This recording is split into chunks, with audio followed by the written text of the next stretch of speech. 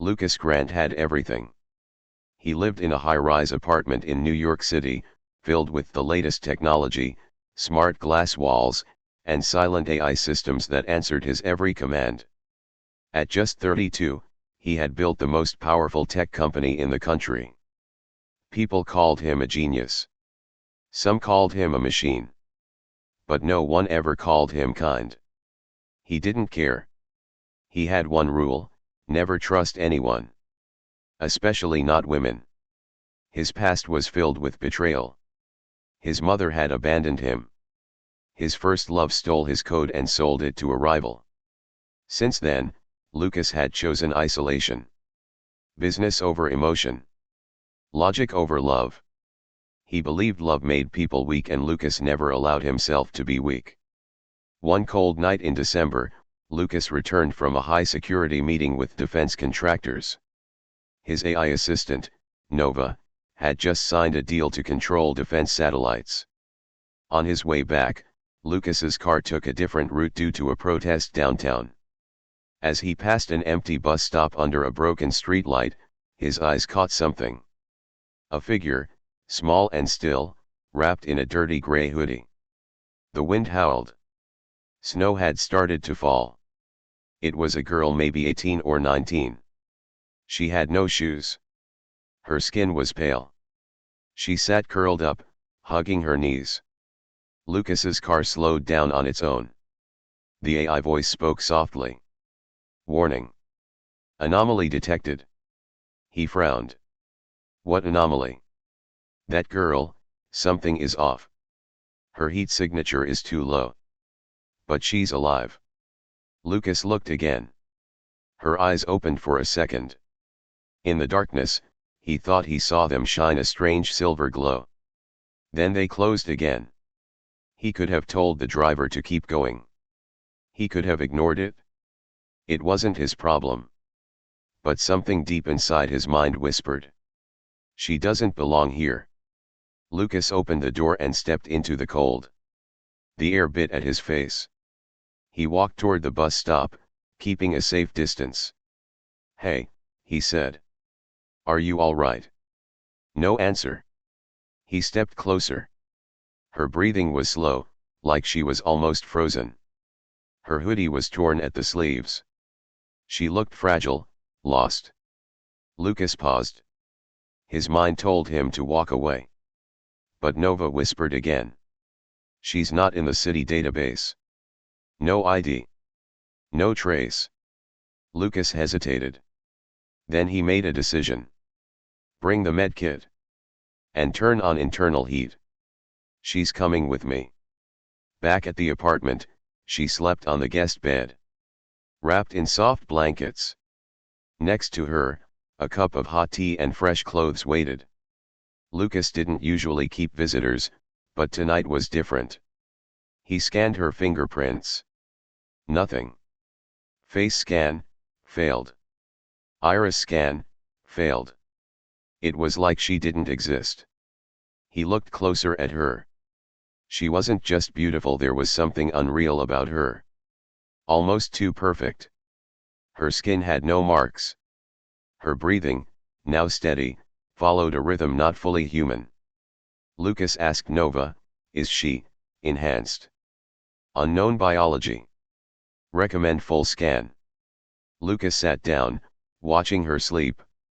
He didn't feel attraction. He felt confusion. And maybe a little fear. The girl woke up suddenly. Her eyes opened wide, glowing faint silver. She looked straight at Lucas and whispered. Where am I? You're safe, he said. What's your name? She blinked slowly. Emily. I think. You think? She looked away. I don't know how I got here. Lucas narrowed his eyes. Are you human? She looked at him, clearly scared. Then she whispered something that made him freeze. I don't know.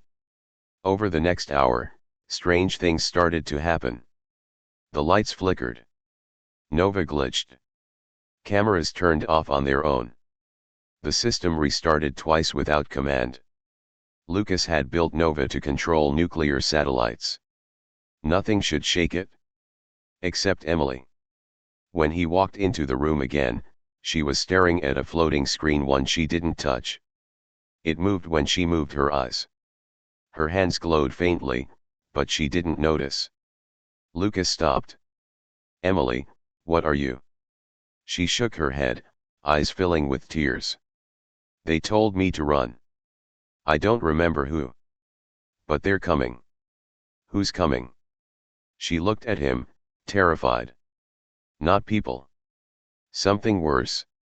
I don't want to go back."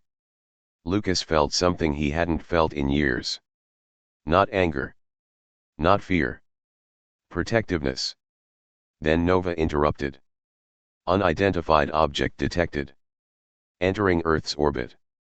ETA, 48 hours. Lucas stood frozen. Emily curled up again, shivering.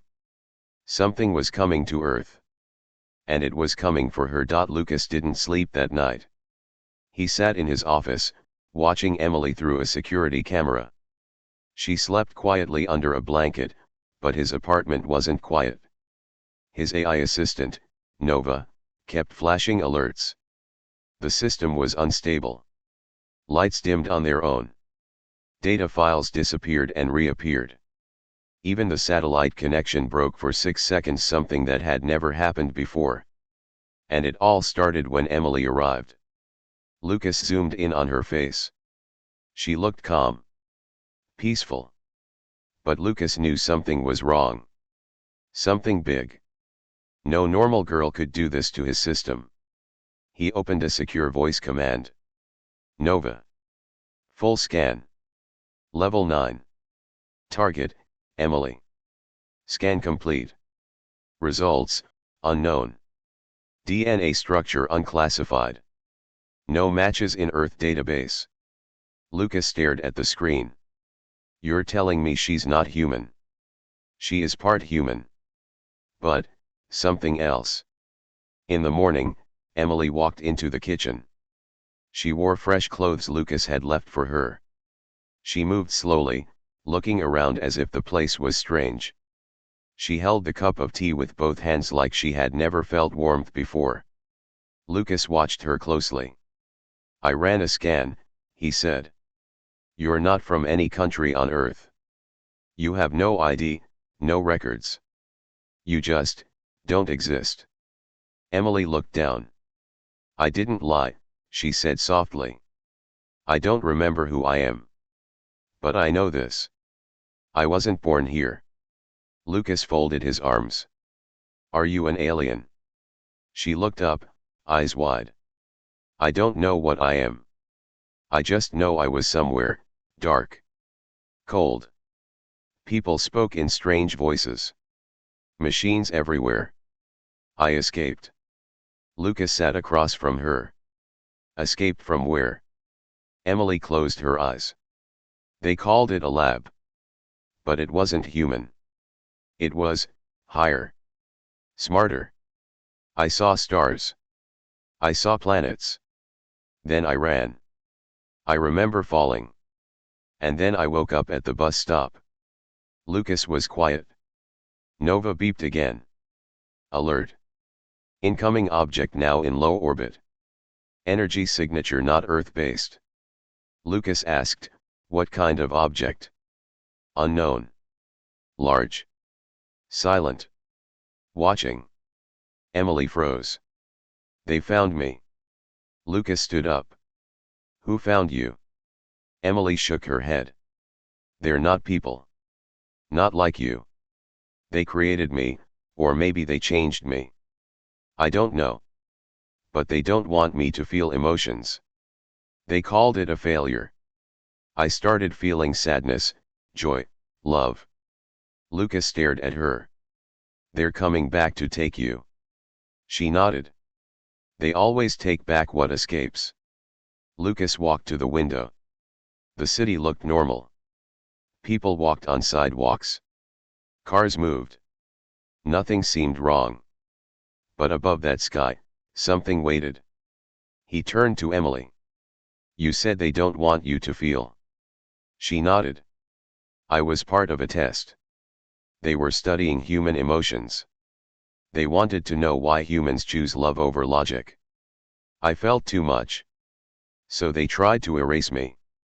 But someone helped me escape. Lucas narrowed his eyes. Who? Emily shook her head. I never saw their face. But before I escaped, they whispered something in my mind. Find Earth. They protect what they love. Lucas didn't believe in love. But he believed in survival. He knew that if something powerful was in orbit, hiding, watching, then Earth was in danger because of Emily. He went to his lab and activated his private security systems. Lasers, drones, EMP fields, and satellite shields powered up. No one could get in without him knowing. Emily followed him. You don't have to help me, she said. Lucas didn't turn around. I don't help people. But you're not just a person, are you? I don't want to hurt anyone, she said. Good, Lucas replied, typing fast. Because if they come, I won't let them take you. That night, Lucas looked at old news reports. No meteor crashes. No strange objects. No signs of arrival. Whoever they were smart. They didn't make noise. Then Nova spoke again. They have landed. Lucas jumped to his feet. Where? Somewhere in Nevada desert. Cloaked. No signals. But there's one thing. What? They're not searching for her. Lucas frowned. Then what are they doing? Waiting for her to come back. Lucas returned to Emily's room. She was staring at the stars through the glass window. They landed, he said. I know, she whispered. I can feel them. Lucas stepped closer. What do they want from you? Emily looked at him with sad eyes. They want to erase what I learned here. They think emotions make me broken. But I don't feel broken. Lucas took a deep breath. You said someone helped you escape. Someone who believed Earth would protect you. Do you believe that too? Emily looked at him. I don't know. But I believe in you. Just then, Nova's alarms turned red. They've found her signal. They're coming. Lucas looked at Emily. Her hands were glowing again. What are you doing? She whispered, saving you. Suddenly, time froze. The lights stopped flickering. The wind outside stopped moving. Even the sound of the city disappeared. Emily stepped forward, touching Lucas's face. They'll kill you if you stay close to me. But I don't want to run anymore. Lucas couldn't move. He could only stare at her. Then she let go. Time restarted. Nova screamed. Attack drone approaching. Impact in 90 seconds. Lucas grabbed her hand. We're not running. Not anymore. The air shook. Lucas stood in front of the large screen in his command room. The drone was fast, small, and deadly, and it was coming straight toward his building. On the screen, a red countdown flashed, 60 seconds to impact. Emily stood behind him, quiet but alert. Her silver eyes didn't blink. Her hands began to glow again, just like before. Lucas spoke fast. Nova, activate shield protocol. Full lockdown. Activating. Energy shield at 82%, holding. He looked at Emily. Can you stop it? She didn't answer. Her lips moved, but no sound came out. Suddenly, the lights dimmed. A wave of blue energy moved through the room. Outside, the drone stopped mid-air, and then exploded into dust without hitting anything. Lucas stared at her. What was that? Emily looked tired. That was them. Testing. They're checking if I'm still alive. Lucas sat at his workstation. He had dealt with the most dangerous hackers and military threats before. But this was different. This wasn't war between countries. This was something off-world. He asked Nova, have you identified their ship? Yes. It's cloaked above Nevada. 3 miles in diameter. No Earth signature. They are not human. Lucas looked at Emily. What do they want? She walked to the window. They don't like me learning emotions. They created me to study humans, but I became too much like one. I felt pain, fear, even love. They said I was broken. Lucas asked, why Earth? Emily turned. Because humans are the only species they couldn't understand. You fight for love. You die for it. They wanted to know why. Lucas stood silent for a moment.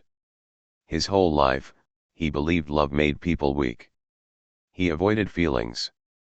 But now, a girl not even born on Earth had risked her life to protect him. Maybe love wasn't weakness. Maybe it was something else, something stronger. Emily touched the screen. It showed the alien ship. They will send more, she said. Not drones this time. Soldiers. Lucas didn't hesitate. Then I'll be ready. The next day, Lucas went into full defense mode. He had access to private weapons, EMP fields, and quantum tech. He also had secret connections with underground science labs. He called an old contact, Dr. Michael Hayes, a physicist who once worked for the government before going dark. I need your help, Lucas said. It's not a hack. It's bigger. Michael laughed. How big? Lucas sent a picture of the ship. There was a long silence. Then Michael replied, I'm on my way. Emily began to train herself again. Her memories returned slowly. She could now lift metal without touching it. She could hear radio waves. Sometimes, she could see a few seconds into the future. Lucas watched her silently. You're changing, he said. I'm remembering, she replied. But the more I remember, the more dangerous I become, to them and to you. Lucas smiled a little. I've always lived with danger. She looked at him. Why are you helping me, Lucas? He paused. Because someone needs to show them what humans do when you try to hurt what they care about. Nova interrupted with a new alert. Incoming message. Translation complete. From alien ship. Lucas opened the file. It wasn't a voice. It was a thought, turned into sound. It said. Return subject 17. You have 72 hours. Or Earth will no longer be protected space. Emily stepped back. They never give warnings. This is serious. Lucas clenched his jaw. What do they mean by protected space? She said, there are rules in the galaxy. Earth was marked as a learning zone. No alien wars, no invasion, only observation. But if they break that rule, Earth becomes part of the game. That night, Lucas stood alone on the balcony. The stars looked closer. The sky felt heavier. Emily joined him. I never wanted this, she said. I just wanted to feel real. Like humans do. Lucas looked at her. You are real. And you're not alone anymore. She whispered, they'll destroy your planet just to stop me. Lucas turned to her, eyes cold with purpose. Then we stop them first. Suddenly, the sky flashed. Another drone broke the clouds, heading not for Lucas's tower, but for the city's power station. Lucas shouted, they're not after you this time, they're targeting the grid. Emily ran to the control panel. If they shut down power, your shields go offline. Nova screamed. EMP detected. Launch in progress. 30 seconds. Lucas grabbed her hand. Can you stop it? Emily didn't answer with words. She closed her eyes. A pulse of light burst from her body. Every screen in the room turned white. The EMP vanished.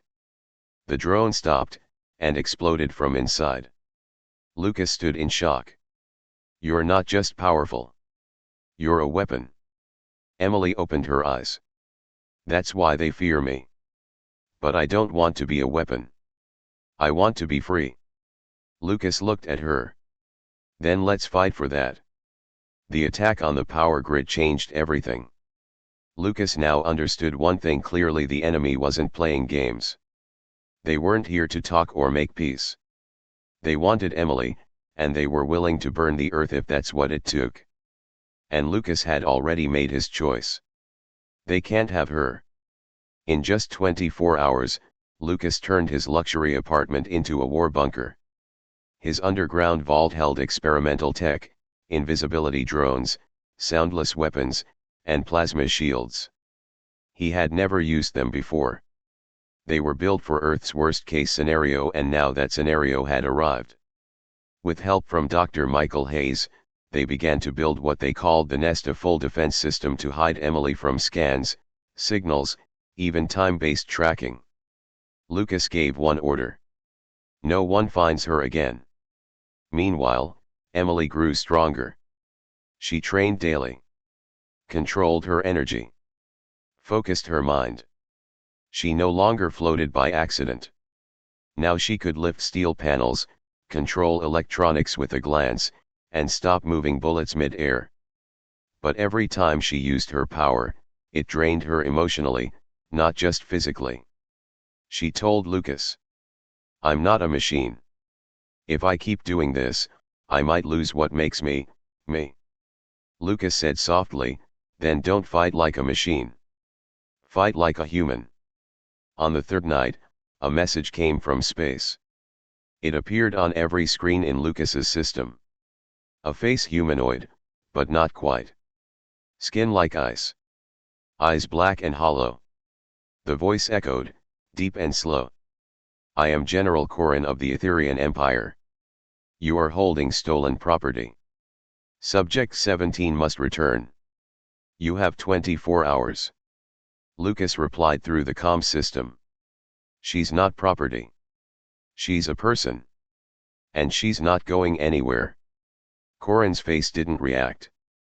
But his next words were sharp. "You defend her because you are weak.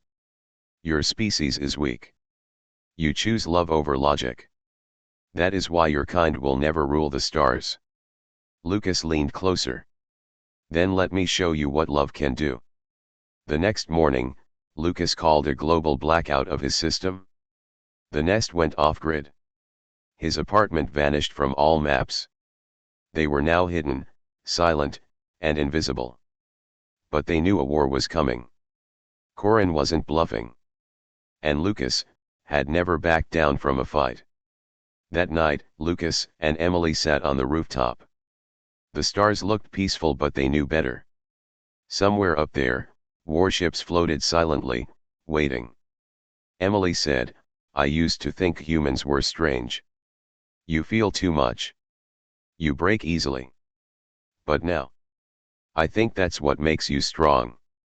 Lucas smiled a little. "I used to think love was a weakness. Then I met you." She looked at him. "If we lose this fight." "We won't. But if we do. I'm glad I crashed into your world."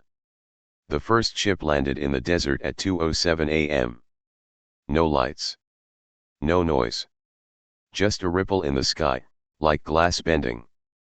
Nova sent an alert. Troop drop confirmed, 16 units. Armed. Non-human. Lucas stood, calm. "Activate Protocol Alpha." The Nest lit up. Drones rose into the sky. Shields locked into place. Emily stepped forward, eyes glowing. The battle began.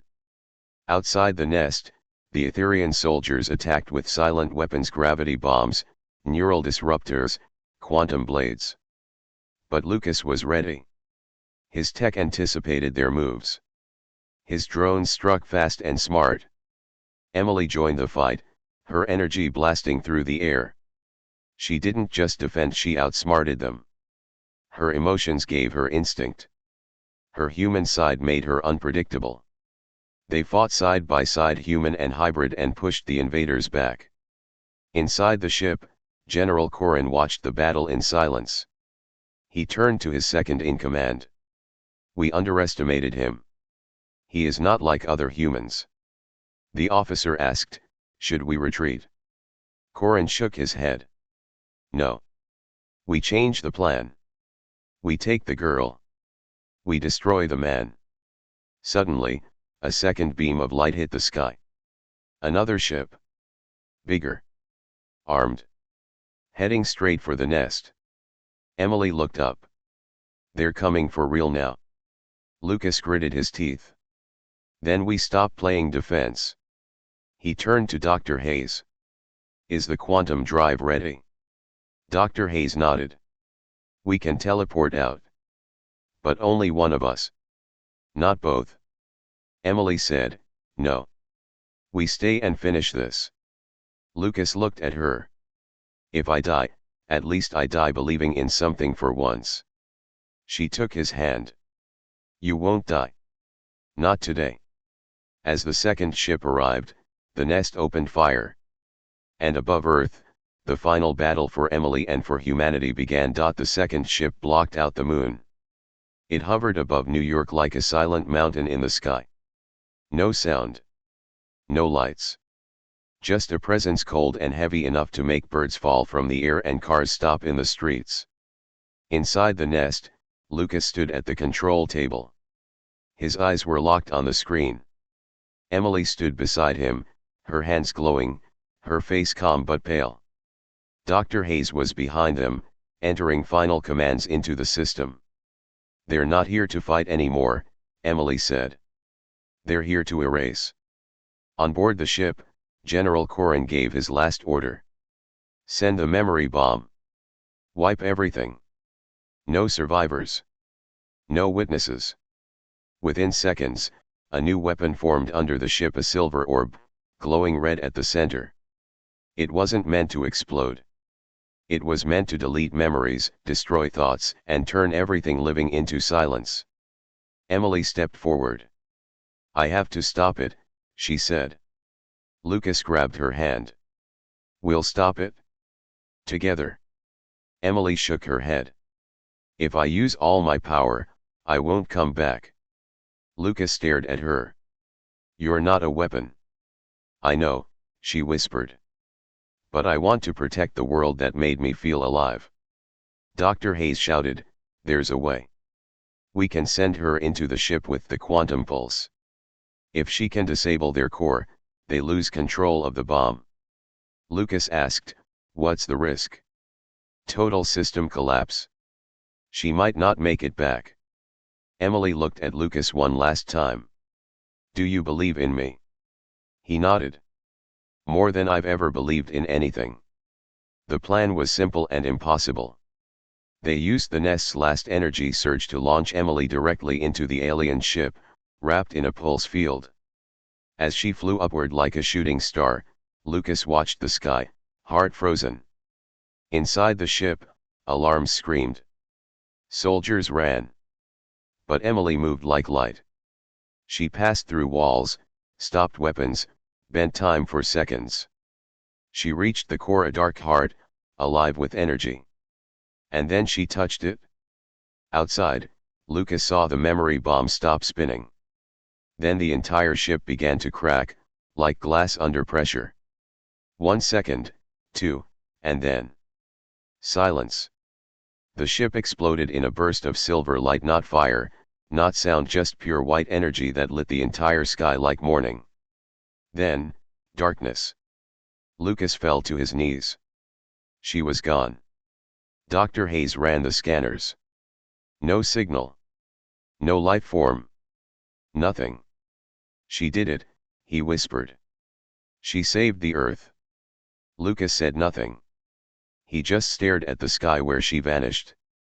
1 week later, Lucas stood alone on the rooftop. News channels called it a meteor event. The government blocked everything. No one spoke of the real war. But Lucas remembered. He looked at the stars every night, waiting. Hoping.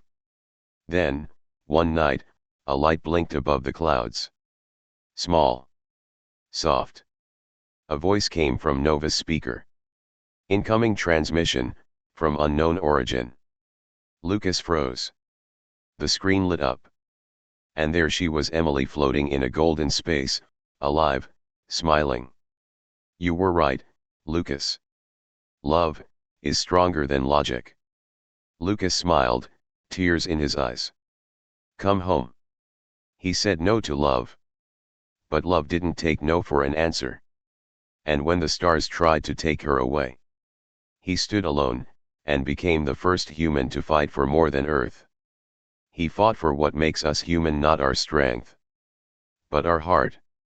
The end.